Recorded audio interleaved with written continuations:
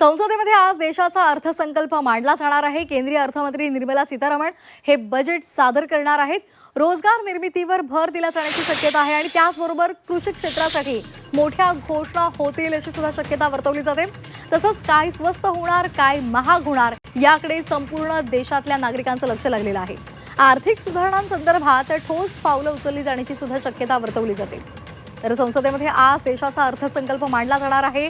केंद्रीय अर्थमंत्री निर्मला सीतारामन लोकसभेमध्ये हा अर्थसंकल्प सादर करतील आणि या अर्थसंकल्पामध्ये अर्थव्यवस्थेच्या शाश्वत वाढीसह रोजगार निर्मितीवर भर दिला जाण्याची शक्यता आहे आणि सोबतच अमेरिकेच्या टॅरिफ पासून उद्योगांचं संरक्षण करण्यासाठी काही ठोस उपाययोजना सुद्धा केल्या जातील अशी सध्या माहिती मिळते। याबरोबरच या अर्थसंकल्पामध्ये कृषी आरोग्य क्षेत्रासाठी मोठ्या घोषणा होण्याची शक्यता आहे। अर्थमंत्री निर्मला सीतारामन यांचा हे बजेट जे सादर करायचं आहे ते 9वं वर्ष आहे आणि त्यांनी या आधीच्या बजेटमध्ये जीएसटी आणि आयकराचे दर कमी केलेले आहेत आणि त्याचा फायदा सर्वसामान्यांना सुद्धा मिळालेला आहे। यावेळी नोकरदार वर्गासाठी अर्थमंत्री काय घोषणा करतात याकडे सर्वांचंच लक्ष लागलंय।